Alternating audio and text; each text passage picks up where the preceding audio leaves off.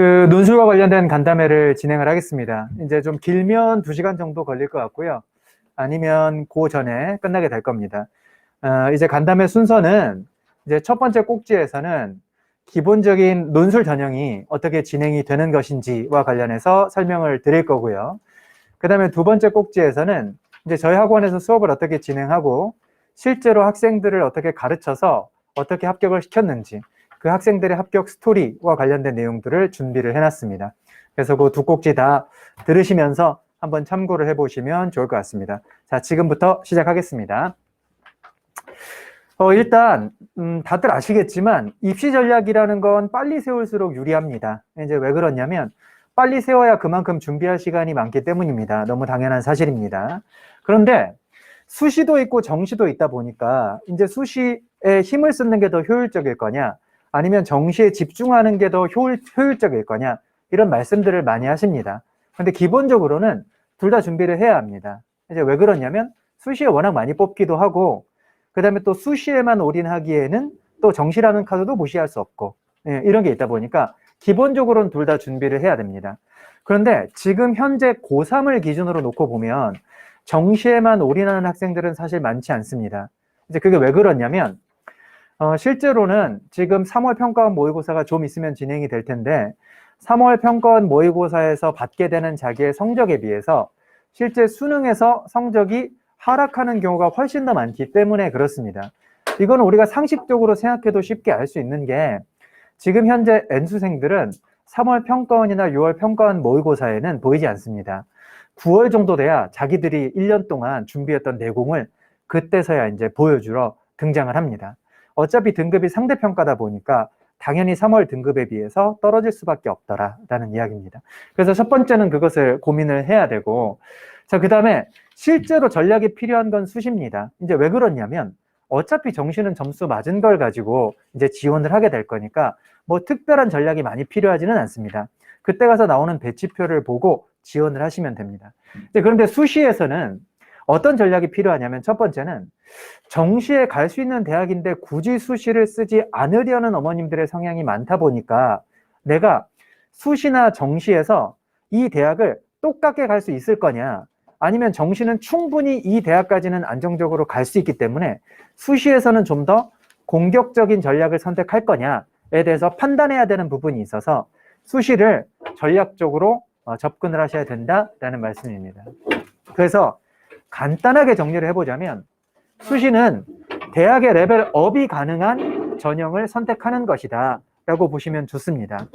어찌됐건 우리가 정시에 갈 수 있는 대학을 안정적이고 보수적인 대학을 선택을 했다면 이제 수시에서는 대학 레벨업을 목표로 하셔야 할 겁니다.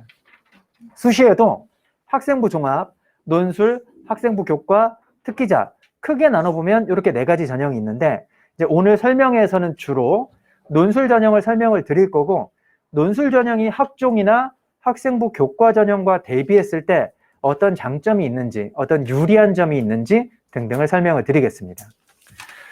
자, 일단 큰 대전제인 우리가 정시를 안 보는 학생은 없기 때문에 정시를 어떻게 가이드를 잡아서 지원을 할 것인지와 관련해서 간단하게 보시겠습니다.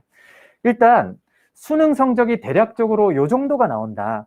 국수형이랑 사문생윤 평균적으로 학생들이 많이 선택하는 사탄 과목의 등급이 나왔다라고 했을 때 보시면 100분위 점수로는 저렇게 돼 있고 등급으로는 대략 이 정도 등급이 나왔다라고 치겠습니다.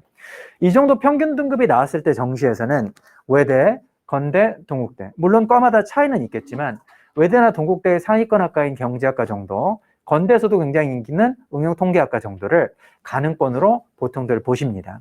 또 수능이 이것보다 조금 더 안 나왔다, 물론 큰 차이가 안 나 보이지만 등급을 자세히 보시면 수학이 한 등급 떨어졌고 사탐에서도 각각 한 등급씩 떨어졌다라는 게 보이실 겁니다. 자, 그럼 이런 경우엔 정시를 어디 가게 되냐? 등급 차이 딱 한 등급씩밖에 차이가 안 나는데 여기 아래쪽으로 대학 레벨이 완전히 달라지게 됩니다. 국민대, 숭실대, 아주대, 단국대, 그리고 지방에 있는 대학까지 보시게 됩니다. 이게 현실입니다. 근데 지금 3월 달에 저 정도 등급이 나온다. 그러면 수능 때는 저기서 또 마이너스 1씩 하셔야 됩니다.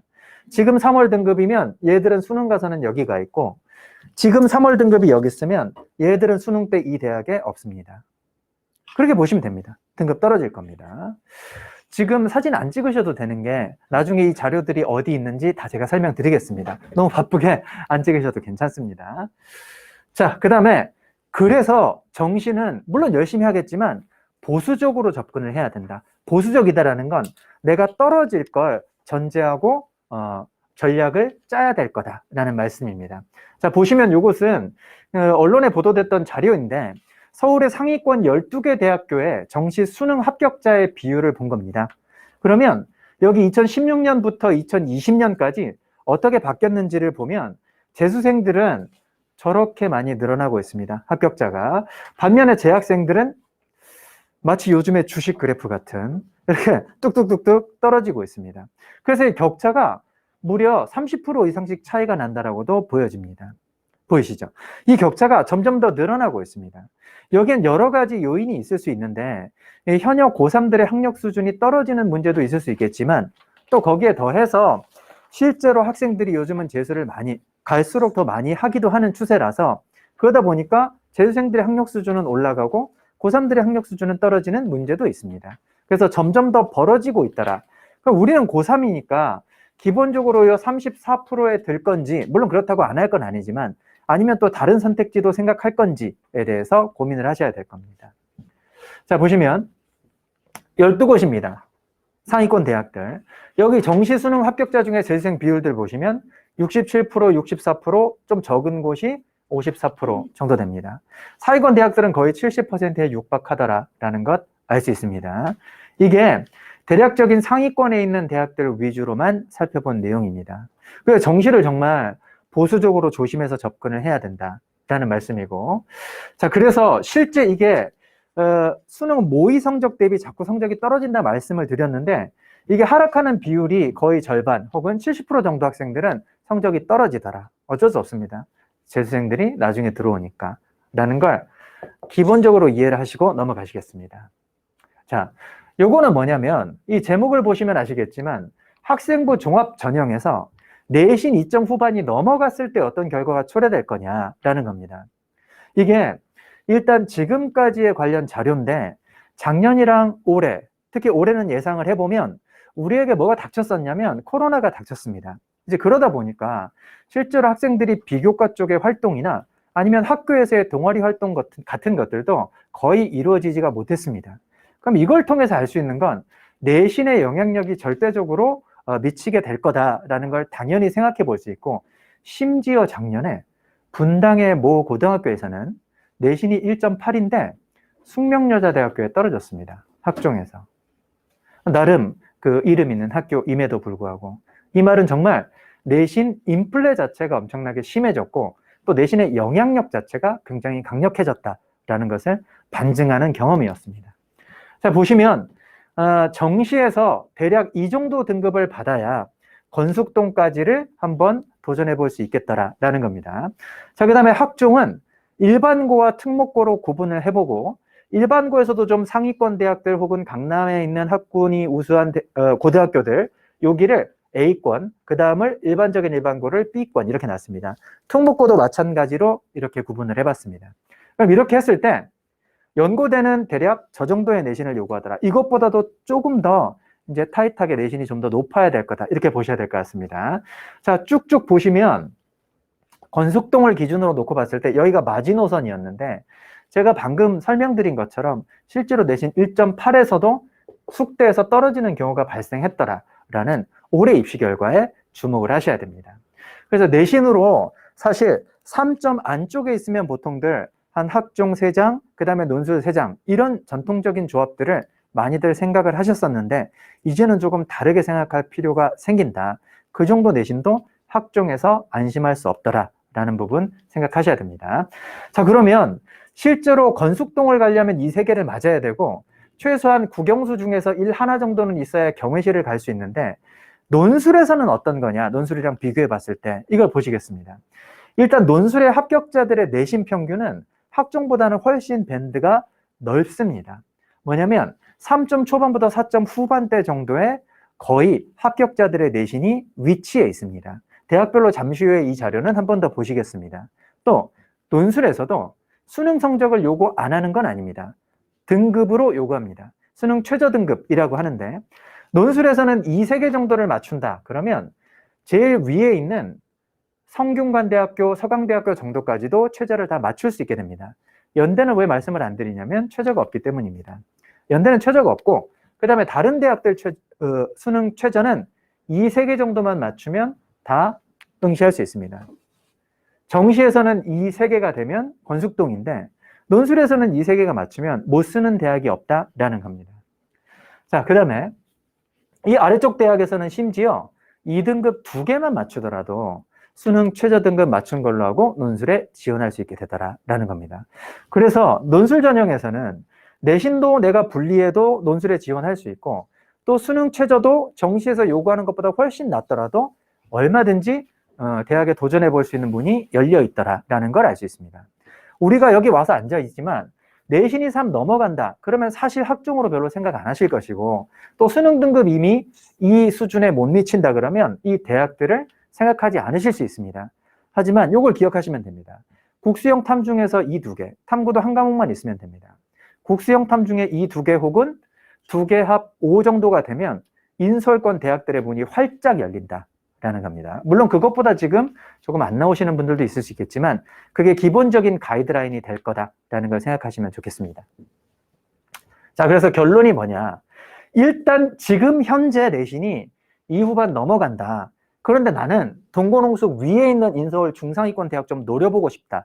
이러신 경우에는 논술이랑 그리고 정시를 버리진 않을 거니까 정시 2트랙으로 가시는 게 가장 좋다라는 겁니다. 당연히 정시는 끝까지 가야 되는 거니까 또 논술에서도 최저가 없는 것은 아니니까 이 부분에 대해서 노력하는 건 어찌 보면 당연한 얘기입니다. 자, 논술 전형 빨리 시작해야 될 겁니다. 왜냐하면 이제 잠시 후에 또 내용이 나오겠지만 실제 논술이 그렇게 수능 최저랑 내신 뭐 별거 없으니까 그러면 논술만 잘하면 되겠네.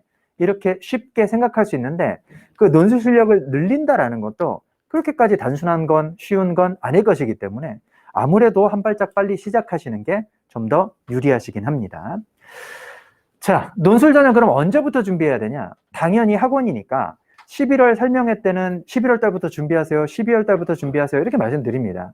근데 지금은 3월인데 곧 3월인데 지금부터 준비하는 게 혹시 빠른 건 아니냐? 왜냐면 잠시 후에 좀 있으면 3월 평가원 모의고사 있지. 또 뭐 내신을 안 챙길 수는 없으니까 좀 있으면 또 중간고사 있지. 그러니까 차라리 중간고사 끝나고 오든가 아니면 기말고사 끝나고 오면 어떻겠냐? 라는 말씀들 많이 하십니다. 그때 굉장히 많이 옵니다. 여름방학 되면 이 대치동 모든 논술학원들이 여기가 학생들로 다 꽉꽉 찹니다. 근데 그때 오면 뭔가 자기의 기본 실력을 진단받거나 기본 실력을 키운다랄지 아니면 좀 더 여유 있는 상황에서 선생님한테 1대1로 지도를 받아본다랄지 혹은 남들보다 한 발짝 앞서서 준비를 한다는 맛이 전혀 없습니다. 남들 다 준비하는데 그때 시작해서 어떻게 내가 변별력을 낼 수 있습니까? 그래서 좀 더 빨리 시작하는 게 중요하다라는 말씀이고요. 무조건 빨리 시작하는 게 좋습니다. 자, 그 다음에 첫 번째 이게 무슨 말이냐면 국영수 공부도 그렇겠지만 논술 공부가 일주일에 한 번 공부를 합니다. 자, 보시면 주 1회를 공부하는데 모든 논술하고는 똑같습니다. 한 번 왔을 때 공부를 4시간을 합니다. 대치동 표준입니다. 한 번 4시간 공부를 합니다. 주일에. 한 달이 5주, 5개의 일요일이다라고 치고 만약에 한 달 동안 공부한다 그러면 5, 4, 20이니까 20시간입니다. 한 달 동안 공부한 논술 공부 시간이 20시간입니다. 요거를 6개월 동안 공부를 했다 치면 여기 얼마냐면 120시간입니다.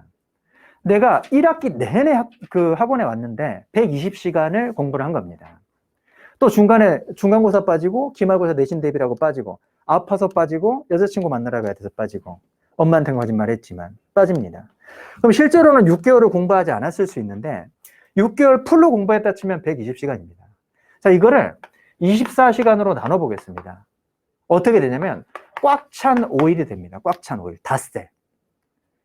한 학기 내내 공부를 했다 그러는데 논술학원 1년 내내 다녔다 심지어 이렇게 얘기합니다. 근데 나는 왜 떨어져요? 이런 얘기합니다. 5일 공부했거든. 5일도 똑바로 공부 안 했거든. 5일치 공부한 게 아니라 1학기 다 날리고 여름방학부터 와서 공부했거든.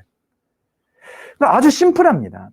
합격하는 학생들의 공부 기간을 보면 일찍 시작한 애들이 무조건 압도적으로 많이 붙습니다. 그럴 수밖에 없습니다. 왜냐하면 논술 공부는 우리가 중학교부터 공부를 하는 게 아닙니다. 모두가 지금 와 계신 분들의 자녀분보다 조금 빨리 한 애들은 한 2달 정도 빨리 공부한 거고, 아니면 지금부터 시작해서 공부를 하는 겁니다. 이때까지 공부한 적 아무도 없습니다. 백지입니다, 백지. 지금부터 시작하는 겁니다. 그러니까 지금부터 한 발 빨리 시작한 애들이 아무래도 유리할 수밖에 없습니다. 국영수처럼 내가 다른 애랑, 내 경쟁자랑 공부량이나 누적된 공부 학습량이 6년씩 차이 나지 않습니다. 논술 문제는 지금부터 백지 상태에서 제로섬에서 시작하는 게임이다. 그렇다면 지금부터 누가 빨리 하느냐가 중요한 부분이다. 이렇게 보시면 됩니다. 그래서 이렇게 5일 공부하는데 심지어 9월 초, 중순 이런 때 되면 이제 원서 접수해야 됩니다. 그럼 원서 접수해야지, 아이들 마음 급해지지, 또 이때 되면 수능은 다가오고 있지, 이러니까 실제로는 저때 논술에 집중해서 공부를 잘할 수 있는 학생들이 많이 발생하지 않는다. 그나마 지금 학업 스트레스에 대한 부담이 덜할 때, 1학기 때, 이럴 때 집중 투자해서 논술에 대한 실력을 다져놓으면 여름방학 때 막 밀려 들어온 애들에 비해서 한 발짝 앞서 나갈 수 있을 거다라는 이야기입니다. 자, 시험이 논술 글쓰기가 어머님들 나중에 그 대학 홈페이지 같은 데 가서 논술 문제 한번 보시면 깜짝 놀라실 겁니다. 야, 우리는 대학 때 이런 공부 안 했는데, 나는 고등학교 때 이런 공부 안 했는데 우리 애가 이런 거를 풀 수 있나? 이런 생각이 드실 정도로 처음에 모르는 사람이 보면 굉장히 어렵게 느껴지고, 또 요거를 잘 쓰기까지는 굉장히 오랜 기간이 걸리는 게 논술 시험의 특징입니다. 또 논술 문제에서는 비문학 제시문, 문학 제시문 혹은 자료 이런 다양한 성격을 가진 제시문들이 종합적으로 출제가 되다 보니까 이것에 대해서 익숙해지는 연습을 하지 않는다면 합격하기 위한 수준의 답안을 쓰기에는 굉장히 어려움이 있는 게 또 논술 시험이더라라는 겁니다. 그래서 굉장히 긴 시간이 필요로 되더라라는 걸 이해하셔야 되고, 자, 그 다음에 제가 아까도 말씀드렸지만 논술 시험장 가면 얼마나 가관이냐면 논술 경쟁률이 30대 1이네, 40대 1이네, 뭐 50대 1이네 이런 말 많이 합니다. 그런데 거기 나와 있는 지원자들의 이거는 정말 많이 양보해서 얘기를 한 겁니다. 31명 뽑는데 30명이 왔다 그러면 그 중에서 20명은 올림픽 정신으로 온 애들이 굉장히 많습니다. 참가하는데 의의를 두고 그래도 나 논술 시험 쳐봤다 이런 거 얘기하려고 오는 애도 굉장히 많습니다. 심지어 학원에도 파이널 때만 왔다가 이제 시험 치러 가는 겁니다. 학원 입장에서는 좋지요. 그 애들 와서 막 학원을 배를 불려주니까.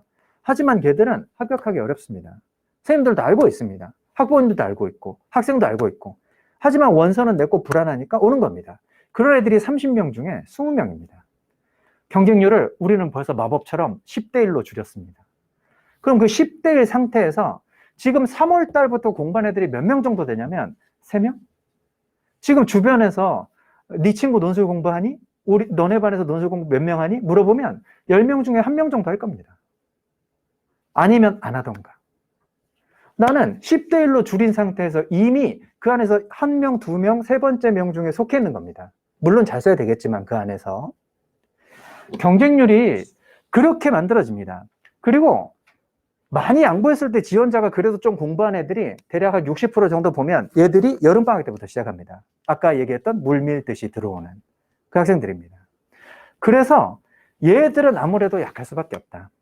내신 챙기고 수능 챙기고 다 챙기다 이제 왔으니까. 1학기 때 내신과 학종에 집중 투자하다 오는 겁니다. 어차피 내신 안 오르는데, 안 오릅니다. 내 위에 있는 애들은 놉니까? 안 놀지. 걔들은 더 열심히 해야지. 자기 1등급, 2등급 지키려고. 근데 쓸데없이 거기 투자하는 겁니다. 그거 역전시키려고. 아니면 수능에 올인합니다. 엄마 나는 수시는 아닌 것 같아.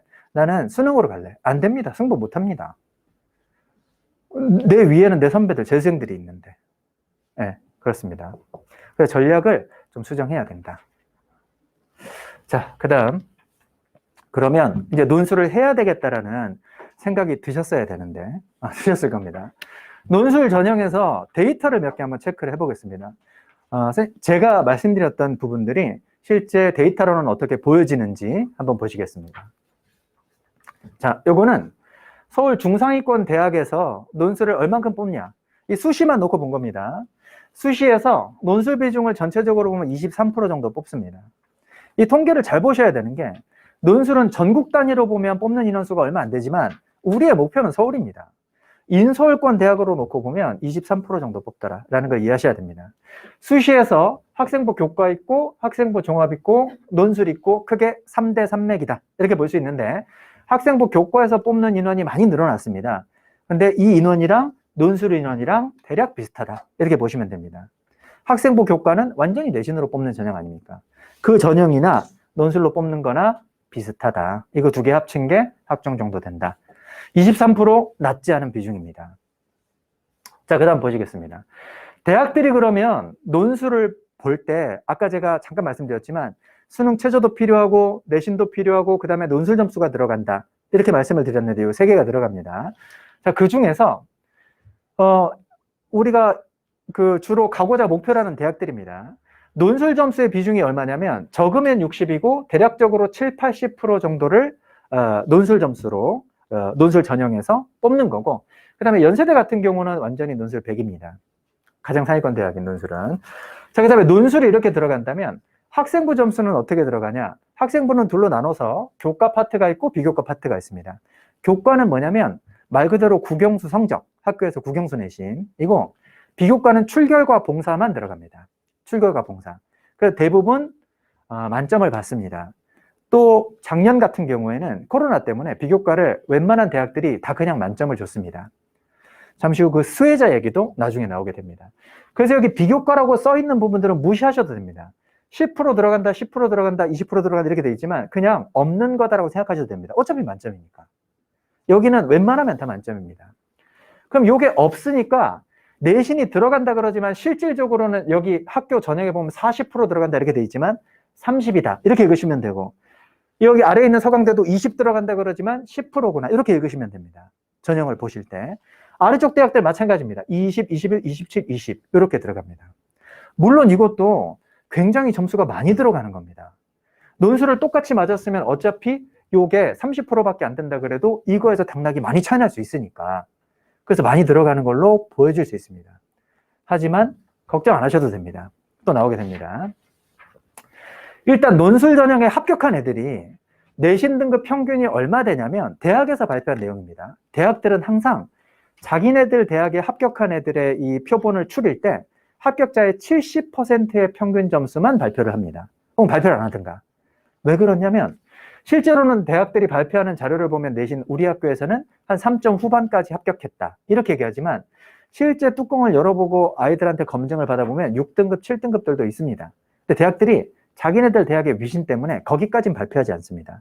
또 평균이란 게 원래 가장 앞쪽에 있는 것과 가장 마지막에 있는 머리와 꽁지를 떼고 중간 부분이 평균이 되는 거니까 밴드 자체는 합격자의 밴드는 이것보다도 넓다고 보셔야 됩니다.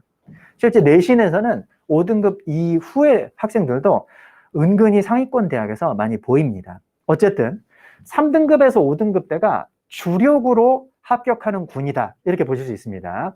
자, 요거는 20학년도 혹은 18학년도 최근에 이제 전체적으로 합격자의 평균이 나와 있는 자료입니다. 이걸 보시면 우리가 흔히 얘기하는 상위권 대학이라고 불리는 연성서, 이중 이런 대학들이 전체 평균이 대략 연세대학교 3점 후반, 성대 3점 중반, 서강대 3점 후반, 이대 1점대, 그 다음에 중대 2점대 이렇게 보실 겁니다.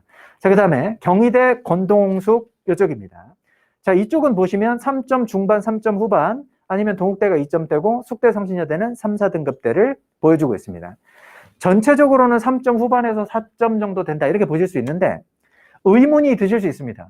야, 이대가 왜 연대보다 내신이 저렇게 많이 높아야 돼? 혹은 야, 연대보다 심지어 동국대가 내신이 높은데 어떻게 된 거야? 라는 의문이 드실 수 있습니다. 그거는 내신을 반영할 때 대학들이 몇 단위, 어느 과목, 얼만큼 반영하느냐에 따라서 실제로 내신이 올라가기도 하고 낮아지기도 하고 이렇습니다. 이대는 잘한 거 30개만 뽑습니다. 다 못해서도 전체 내신은 뭐랑 상관없이 그 중에서 심지어 극단적으로는 국어 쪽만 30개를 뽑을 수도 있는 겁니다. 여기 보시겠습니다. 중대. 잘한 거 10개만 뽑습니다. 저 동국대. 잘한 거 10개만 뽑습니다. 자기 내신 중에서도 잘한 것만 뽑으니까 당연히 내신이 올라갈 수밖에 없습니다. 물론 그래도 엄마, 그래도 나는 이번에는 안 될 것 같아. 나 내신은 그렇게 다 해도 나는 웬만한 거 다 못했거든. 그러니까 그것도 내 얘기가 아니야. 이럴 수 있습니다. 그래도 아닙니다. 안심하셔도 됩니다. 왜냐하면 내신이라는 건 기본적으로 반영 비율도 중요하지만 급간 점수 차이라는 게 중요합니다. 급간 점수 차이가 왜 중요하냐면 예를 들어 보겠습니다. 요거는 성대부터 홍대까지 내신 한 등급 사이의 점수 차이가 얼마가 나는지를 보여주는 자료입니다. 한 등급 사이에. 그러면 성대를 한번 예를 들어 보시겠습니다. 성대 1등급은 만점이 40점입니다. 성대가 40%가 내신이 들어가는데 만점이 40점입니다. 근데 내가 내신 5등급이다. 그럼 38점입니다. 일단 1등급부터 5등까지 점수 차가 몇 점입니까? 2점입니다. 요거 자체로도 격차가 크게 안 나 보이지만 그래도 불안합니다, 우리는. 왜냐하면 100점 만점에서 2점이면 크잖아. 이렇게 될 수 있기 때문에. 그런데 우리가 생각해야 될 게 있습니다. 우리 학교 1등급이 성대 논술에서 나랑 만날 거냐, 이걸 생각해야 됩니다. 우리 학교 1등급이 성대 논술에 왜 옵니까? 우리 학교에는 1등급이 심지어 없는데 1등급이 왜 옵니까? 걔는 학종으로 갈 수가 있는데. 여기 나와 있는 1등급, 2등급들은 어차피 나랑 만날 일이 없습니다. 아니면 지방 애들입니다. 논술 접해보지 못한 친구들. 만날 일이 없습니다. 1등급, 2등급은 내가 논술을 치러 가는데 내가 설령 5등급이다라고 하더라도 얘들은 내 관심 바뀝니다. 논술에는 잘 만나봐야 3, 4, 5등급에서 만나는 겁니다. 그러면 난 만점에서 이만큼 깎이는 거 아니야 이렇게 생각할 수 있지만 나랑 경쟁하는 애랑 보면 1.5인데 혹은 내 앞에 있는 애랑 치면 1점밖에 차이 안 나는데 급간 차이가 그래서 중요하다는 겁니다. 자, 그렇다 치고 그러면 서강대는 어떠냐? 서강대는 12 만점인데 내가 5등급인데 0.15점밖에 차이 안 난다. 근데 서강대도 1, 2등급을 내가 만나겠냐? 안 만난다. 내 앞에 있는 많이 양보해도 얘랑 만날 거 아니냐? 몇 점 차이 나냐? 0.04점, 0. 몇 점 차이 나냐? 이 얘기입니다. 그래서 절대적으로 내 등급이 어디에 위치했느냐가 중요한 게 아니라 나랑 경쟁할 애들이랑은 내가 얼만큼 차이 나냐? 물론 이건 대학마다 이 급간에 밴드를 넓게 보는 대학이 있고 좁게 보는 대학이 있습니다. 그래서 내가 조금이라도 내신이 불리하면 안 되는 대학이 있고 조금이라도 내가 내신이 강할 때 더 어필할 수 있는 대학도 있습니다. 그건 제가 판단해 드립니다. 우리 선생님들이 판단해 드립니다. 학생들 논술 실력과 맞춰서. 그러니까 어머님들은 대략 이 정도로 만들어져 있다라는 것만 이해하시면 좋겠습니다. 이런 것들은 마찬가지로 다른 대학에서도 이어지는데 상위권 대학에 비해서 조금 더 하위권 대학으로 넘어가게 되면 이 대학에서는 5등급이 아니라 6등급에게까지도 심지어 7등급에게도 관대한 모습을 보여줍니다. 당연히 그럴 수밖에 없습니다. 이 권의 학생들이 들어오기 때문에. 자, 그래서 이 자료는 동봉된 자료에도 나와 있기 때문에 내신 급간이 갖는 의미에 대해서 생각해 보셨으면 좋겠습니다. 자, 그 다음에 입시 결과를 실제로 보시면 20학년도에 자, 성균관대학교는 이렇게 계열별로 뽑고서 그 다음에 2학년 때 자기의 세부 전공을 결정하는 대학입니다. 인문과학계열, 사회과학계열 이렇게 뽑고 그 다음에 경영학과 별도로 뽑고 나머지 특성학과들이 있습니다. 뭐 유교학과 뭐 이런 학과들 일부 있습니다. 의상학과 이런 학과들. 자, 여기 보시면 밴드가 주로 어디에 몰려있는 게 보이십니까?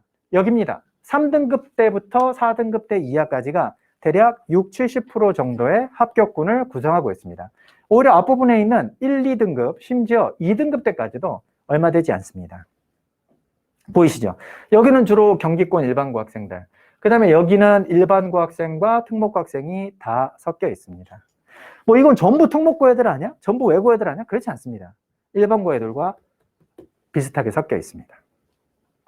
자, 그다음에 아래쪽 보시면 아까 제가 잠깐 말씀드렸던 경쟁률이라는 부분이 나오는데 여기 보시면 실제 응시는 예를 들어서 37대 1이었다. 그러면 실질 경쟁률은 23.5대 1이더라. 무슨 말이냐면 성대식이나 지원을 하는데도 성균관대학교의 논술 최저를 못 맞춘 애들이 많더라라는 겁니다. 거기도 이 두 개만 맞추면 되는데 영어 이 하나 맞고 필수적으로 못 맞추더라라는 겁니다. 그래서 여기서도 벌써 10대 1 이상씩 떨어지더라라는 것도 확인하실 수 있습니다. 자, 4등급 이하 합격자, 3등급 이하 합격자 맞춰보면 이만큼이더라. 대략 한 70%에 육박합니다. 자, 실질 경쟁률 일단 요거 보셔야 됩니다. 근데 요거는 올림픽 정신 같은 거 아직 계산 안 한 겁니다. 자, 그 다음 동국대도 한번 보시겠습니다. 동국대는 어떻게 되어 있냐면 이제 동국대는 경찰행정학부가 가장 인기과다라고 볼 수 있습니다. 또 아래쪽으로 쭉 과들을 해놨는데 여기는 더 심합니다. 최저 충족률, 수능 최저를 맞춘 학생들의 비율이 이만큼입니다. 20%, 30% 정도밖에 안 됩니다. 대학 발표 자료입니다. 동국대는 수능 최저가 이 두 개만 맞추면 되는데 2합 3대. 그런데 동국대를 지원하면서 못 맞춘 애들이 이렇게 많더라. 자, 여기 나와 있는 건 합격자들의 내신 평균입니다. 3점 중반에서 4점 후반까지. 그래서 최저가 낮음에도 불구하고 잘 못 맞추더라. 그러다 보니까 실질 경쟁률은 굉장히 낮아질 수밖에 없더라 라는 얘기고, 동국대뿐만 아니라 사실 이합사 대학들의 대표로 뽑아놨는데 거의 대부분의 대학들이 이런 모습을 좀 보이고 있더라 라는 겁니다. 합격자 내신까지 확인하셨습니다. 자, 수능 최저 한번 확인하겠습니다. 그래서 수능 최저가 뭐 어떠냐? 연세대학교 수능 최저 없습니다. 작년에도 없었고 올해도 없습니다. 그러다 보니까 연세대는 이제 어떤 학생들의 놀이터가 돼버렸냐면 지금 현재 성대, 중대, 경희대 재학생들의 놀이터가 됐습니다. 연세대학교 반 수업을 하면 실제 반의 한 절반 정도는 성대생, 중대생, 뭐 이대생 이런 애들이 와서 수업을 듣고 있습니다. 그러니까 대학을 한 단계 업그레이드하는 공간이 되어 있습니다. 연대 실제 현실이 그렇고요. 왜냐하면 수능을 안 봐도 되니까. 자, 그다음 성대는 국수, 탐, 요 탐 두 과목의 평균을 하나 보는 겁니다. 탐구 두 과목 평균 점수. 그리고 국어랑 합하든 수학이랑 합하든 이래서 두 개로 합사를 맞추고 그 다음에 영어 2등급 필수입니다. 다만 탐구 두 개의 평균은 예를 들어서 탐구 하나 2, 그 다음에 하나는 3 나오면 2.5인데 그런 경우는 2등급으로 쳐줍니다. 성대의 경우에는. 다른 대학은 그렇지 않지만 그 원점을, 소수점을 절사해줍니다. 성대 특징입니다. 자, 이대는 국수형 탐 중에서 세계 합육입니다. 이대도 최저가 그렇게까지 높지는 않습니다. 자, 한양대 최저 없습니다. 그래서 상위권 대학에서는 연대 한양대가 수능 최저가 없더라. 내신 같은 거 필요 없더라. 이게 특징입니다. 자, 그 아래쪽 대학도 마찬가지로 최저 보시면 중대 최저가 조금 센 편입니다. 국수형 탐, 이 탐구 두 과목 평균인데 얘들은 원단위 절사를 안 해주기 때문에, 수점 절사를 안 해주기 때문에 이 두 개를 풀로 맞춰야 되니까 학생들이 굉장히 요거를 좀 어렵게 생각합니다. 반면 최저를 맞추면 유리해질 수 있다라는 특징이 바로 보입니다. 자, 경희대는 최저를 낮췄습니다. 두 개 합사해서 두 개 합 5로 낮췄습니다. 요거는 서울 캠퍼스 기준이고 수원 캠퍼스에는 3등급 하나만 맞춰도 갈 수 있는 과도 있습니다. 자, 그 다음 외대 두 개 합사, 여기부터는 탐구 한 과목씩이 들어갑니다. 그러니까 여기는 최저 맞추기가 좀 편하다 이렇게 보셔도 됩니다. 탐구 하나 잘하고 국수형 중에서 하나만 걸리면 되니까. 홍대, 동국대 마찬가지, 건대 마찬가지, 숙대 마찬가지입니다. 근데 여기 나와 있는 홍대는 상대적으로 다른 대학에 비해서는 조금 높아 보입니다. 국수형 탐 중에서 3개 합치를 맞춰야 되니까 2, 2, 3 맞춰야 되니까 조금 높게 보일 수가 있습니다. 근데 대략적으로 비슷합니다. 그렇습니다. 자, 그 다음에 생각을 하셔야 되는 게 뭐가 있냐면 이제 지금까지는 최저랑 그 다음에 내신에 대해서 쭉 살펴봤다면 이제 논술 문제가 구체적으로는 수리라는 게 출제되는 대학들이 있습니다. 이제 학생들에게, 문과생에게 가장 어려운 건 수학입니다.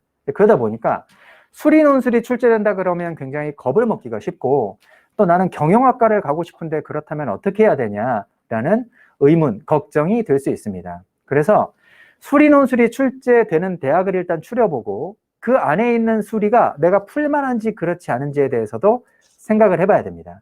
미리 말씀을 드리자면 경영학과라고 해서 무조건 수리 논술 문제를 풀어야 되는 건 아니다. 그렇지 않은 대학들도 있다라는 겁니다. 일단 수리 논술이 출제되더라도 대학별 난이도에 따라서 조금 다를 수가 있는데 연세대학교 같은 경우는 수식을 푼다라기보다는 수학적 개념을 활용하는 문제가 출제됩니다.